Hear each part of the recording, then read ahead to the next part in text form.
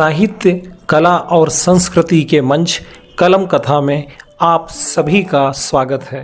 आज हमारी कहानी का शीर्षक है खुद को चुनौती दें।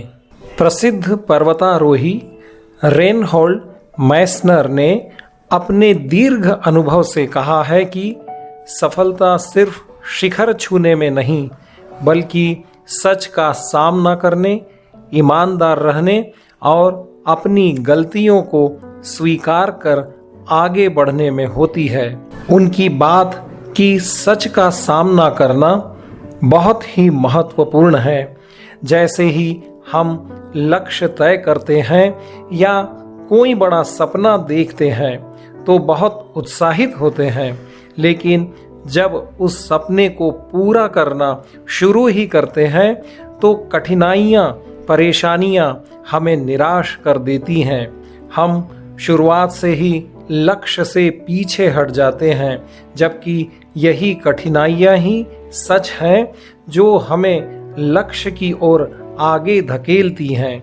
आइए हम अपनी इस बात को पांचू तूरी के उदाहरण से समझते हैं। पांचू तूरी ने साधारण से विशिष्ट व्यक्ति बनकर अपने जीवन को सार्थक किया है। पांचू तूरी जमशेदपुर, झारखंड के रहने वाले हैं। उनके जीवन का एक समय ऐसा था कि उनके लिए अपने परिवार का पालन पोषण करना भी मुश्किल हो गया था। उन्हें बांस का सामान बनाने में महारत हासिल थी। वे जीवन में कठिनाइयों का सामना कर रहे थे, लेकिन उन्होंने अपने हुनर पर भरोसा रखा और अपने काम के प्रति ईमानदार बने रहे। अपनी गलतियों से सीखते चले गए। शुरुआत में उन्हें मात्र 200 रुपये की आमदनी होती थी, लेकिन उन्होंने अपने काम को कभी टाला नहीं कि कल करूँगा या बाद में करूँगा। दिन रात मेहनत की, नए डिज़ाइन पर काम किया, साथ ही साथ खूब अभ्यास भी करते रहे। कभी भी हार नहीं मानने की उनकी जिद ने उनकी कला को, उनके उत्पाद को बाजार का हिस्सा बना दिया। आज उनके पास 1000 से ज़्यादा महिला पुरुष काम करते हैं। पांचू तूरी कहते हैं, हर उत्पाद मेरे जीवन का हिस्सा है। कला मेरे हाथ की है, पर पहचान मेरी मेहनत और उन लोगों की है जिन्होंने मुझ पर भरोसा किया। उनके विचार कितने उत्तम हैं। उन्होंने अपनी राह बनाई, मंजिल पाली और हम सभी के लिए एक उदाहरण बन गए, साधारण से विशिष्ट बन गए। यहाँ अब महत्वपूर्ण यह है कि क्या हम भी पांचू तूरी जैसे विशिष्ट व्यक्ति बन सकते हैं? इसका जवाब बिल्कुल आसान है, हाँ। फिर अगला प्रश्न ये होगा कि कैसे? इस प्रश्न के जवाब के शुरू में ही मैं कहूँगा कि जिंदगी में कोई भी लक्ष्य बनाया है तो हमेशा ध्यान रखिए कि उसके लिए अपनी जान झोंकनी होगी। सफलता का असली स्वाद तभी है जब आपने संघर्ष किया है, असफलताओं को झेलते हुए भी अपने सपने को नहीं छोड़ा हो। अब लक्ष्य बनाने के लिए अपने भीतर के ज्ञान या हुनर को पहचानना होगा। ध्यान रखिए कि भीड़ का अंधा अनुसरण नहीं करना है। हमारी सोच, हमारे लक्ष्य, परिस्थिति और लोगों की वजह से नहीं बनना चाहिए। हमारा लक्ष्य हमारे अंदर के ज्ञान और हुनर से बनाना चाहिए। हमारे मन के मालिक हम हैं, तो हमारे मन को हमारे अनुसार और हमारे लिए काम करना होगा। मन मुख्यतः 3 तरह से काम करता है। पहला, हमारी अपनी सोच से। दूसरा, हमारे चारों ओर जो हो रहा है उससे। और तीसरा, कभी हमारे विचार तो कभी किसी और के विचार से। अब यदि हमारा लक्ष्य तय है तो हमें उसे हासिल करने के लिए अनुशासित होना पड़ेगा, उस पर तुरंत काम शुरू करना होगा।